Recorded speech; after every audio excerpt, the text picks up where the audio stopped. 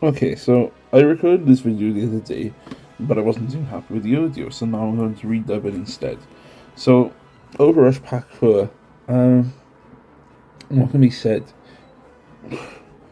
It's pretty much your bog standard sort of Overrush Pack, three themes. Sky Saviors, a theme which debuted in 2023. Uh, had some cards on the ban list for a while.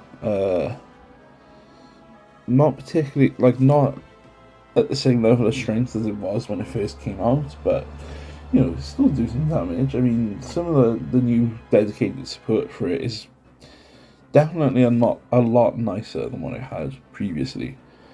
Might have Despair, fairly old deck again, really. I say old deck, it's more old cards.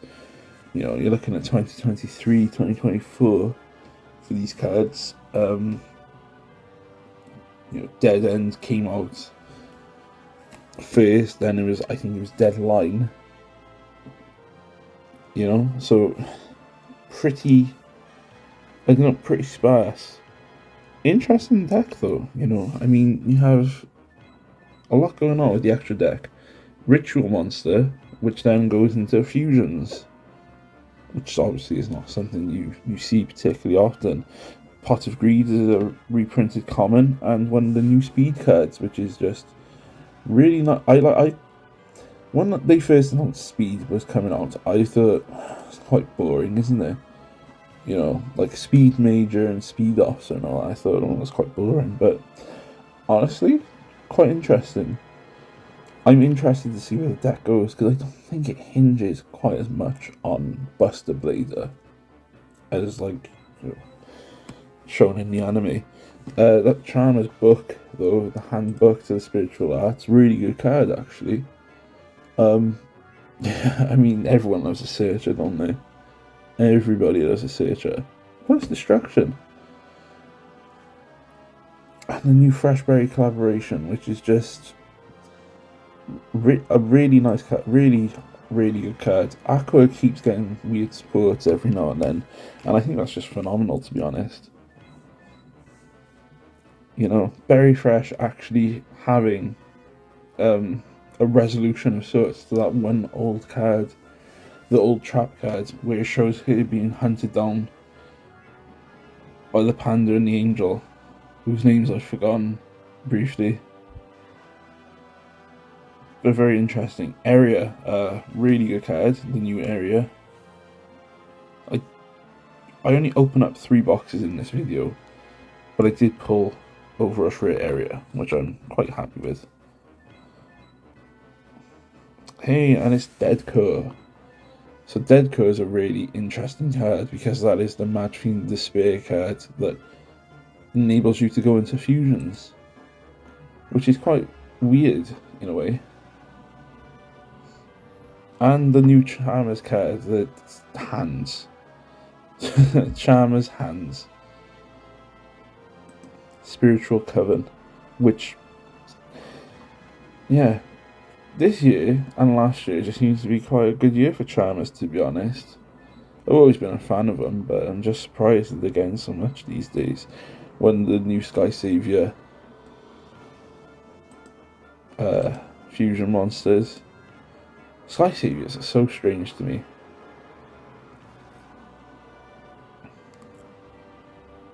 They have so many good fusion monsters, and yet it's kind of hard to pick out what the best ones are for the situation because they all do something that's quite vital. Hey, that's the new field spell. I think they made a mistake the one announcing the new field spell, which is quite good actually. It's quite an interesting card. It enables you. It doesn't work right away, but on all your other turns after it's activated, it enables you to draw 6 cards for your turn instead of 5, which is, it don't sound like much, but it's quite good.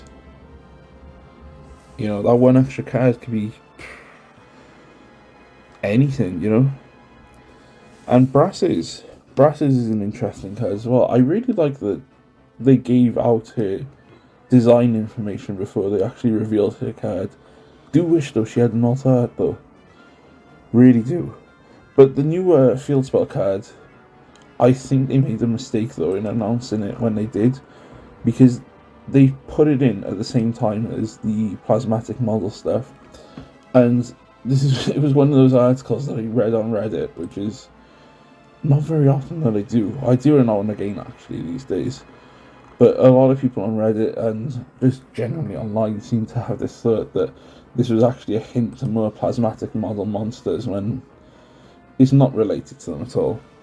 Also, the new like spiritual charmer in Overrush Rare. I did buy Heater in the end. That's a spoiler actually. That is actually quite a spoiler. Heater's my favourite, and I've never managed to pull her in Overrush Rare. I mean, there she is in Ultra Rare, but man, I actually would not have minded to get her in the new Rarity. No, she's so expensive. Very expensive.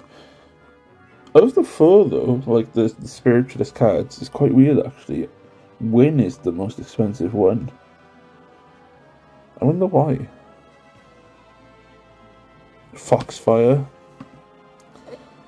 I don't really see people using or really talking about the little pets too much, to be honest, as cards. But that's okay. That is perfectly okay. I mean, are you really there for Gigabyte Spirit, or are you there in the Charmers deck for, Charmers?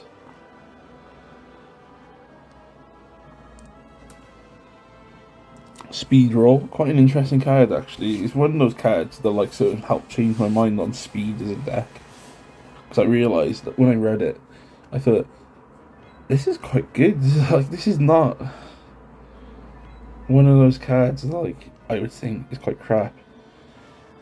Dunks is a weird card. I did point this out in the video. Quite a weird card. When he first came out, he was actually really expensive for what he was, and I thought it was so strange. And now he's just reprinted as a common, which is quite boring in a way.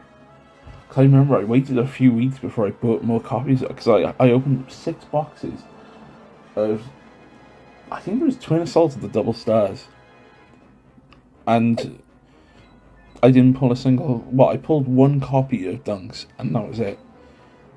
And I remember I searched those boxes a few times as well for more copies, because I thought, hold on, I'm sure I had another one of him, but I didn't.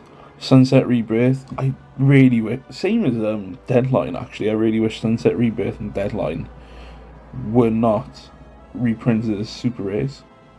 I feel like that's a waste of a super rare slot. It could have easily gone to something else. I mean, Sunset Rebirth is a very popular card, so you're sort of artificially inflating the scarcity of it in people's decks by putting it as a super rare. And yet at the same time, though, you reprint Pot of Greed as a common. The new plasmatic model as like an Overrush rare. I was disappointed when I got her, and to be honest, I still am disappointed that I got her in Overrush rare, because I think she's the worst designed plasmatic model card. And I'm not really that bothered to admit that either. I just don't like her artwork. I think effect-wise she's fine, but I don't really think she's like... Considering like when they dropped the lure recently for plasmatic models, they made out like there was like, secret new one that was going to be so great, and then it's just that, and it's like, really? That's what we were in for? This secret new plasmatic model with nothing more than just that? I don't know, man. I don't think it was worth a low drop, to be honest. That's just me. Maybe it's the field spell again.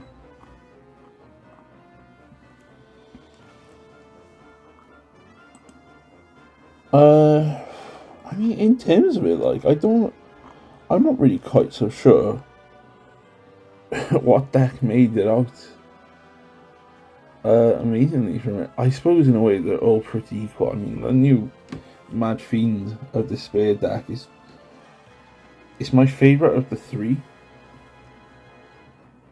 but I'm disappointed though in how it operates, because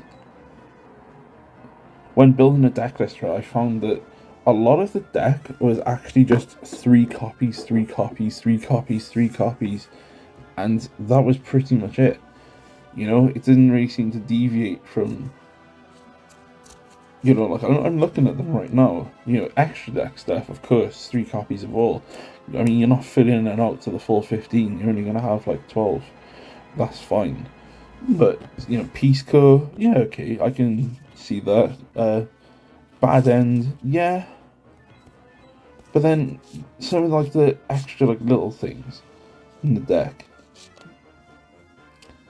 you know, and I think the only card in the whole deck that you can just probably put to like 2 or even 1 is the trap card. Overrush Volcano. What a disappointment. When they showed it off, and I thought, like, ooh, Overrush Storm was quite a good card, and then Overrush Volcano's effects was revealed, and it's just very lackluster. I mean, you know, we're in an era now where like you're gonna be seeing like level 9, level 10 monsters a whole lot more, and Overrush Volcano still saying level 8 or lower.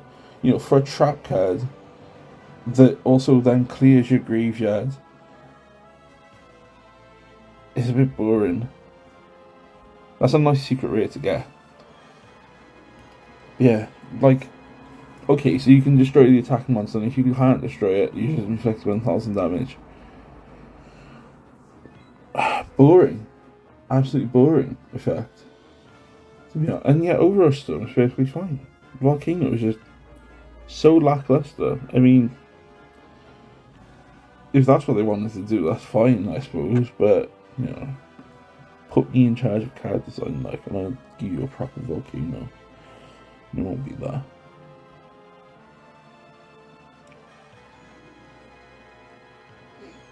I don't know. I think they could have definitely improved that a lot more than what they did. Win, the winged spiritualist.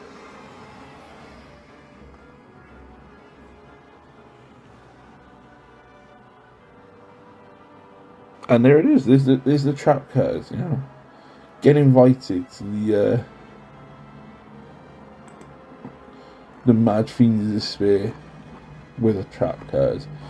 The most disappointing thing I think about the Mad Fiend of Despair deck as a whole is the fact that there's like 2 cards total in the whole deck that put stuff from your side to the opponent's side. Like Lockcore, Mad Fiend Despair, really strong card, like surprisingly strong. I mean, 3000 attack, 2400 defense, but you're not there for the stats. It's the fact that the continuous effect is this card cannot be destroyed by effects. This card cannot be treated for a tribute summon, and then non-fiend monsters on your field lose 2000 attack. So basically, as long as you're not in some sort of mirror match or against another fiend deck, you can really do some damage to like your opponent's field. Yeah, they can still get rid of it with a maximum monster. There's a few ways that they can still get rid of it, but for the most part though, Lockcore really does live up to its name, and yet same as Deadlock in a similar enough thing. You know, cannot be tributed to tribute summon monsters in attack position, and a non-fiend monster on your field lose 1000 attack. But then you haven't really provided a lot of stuff. So Heat Core, Mad Fiend Despair, will put Lock Core onto your opponent's field. But then you also have Encounter with Despair, which will then also do that. Which is fine. I like that. But I shouldn't really be expected to fusion summon. Just a basically fusion summon twice. Just to put something scary on the opponent's field. When it's meant to debuff the opponent. I don't know. I think that's a critical failing of the deck, to be honest. And the problem is, as well, with that, is the fact that your opponent will know straight away you will be using the trap card. You will absolutely be using the trap card.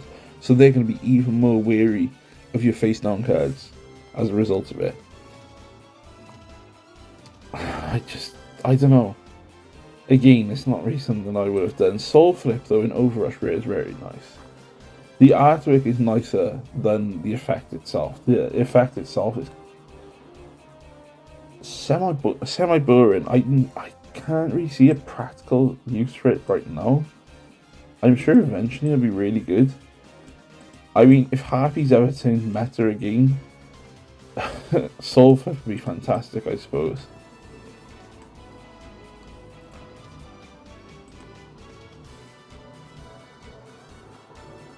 I know this bit. This is where I started to speed up now. Opening up the boxes, well, the packs. Sky Save Your Wish and Overrush Rare. Boring Overrush Rare, actually, because I'd already gotten a fair amount of copies of that card when it first came out. But, you know, what can you do? Luck of the draw, isn't it?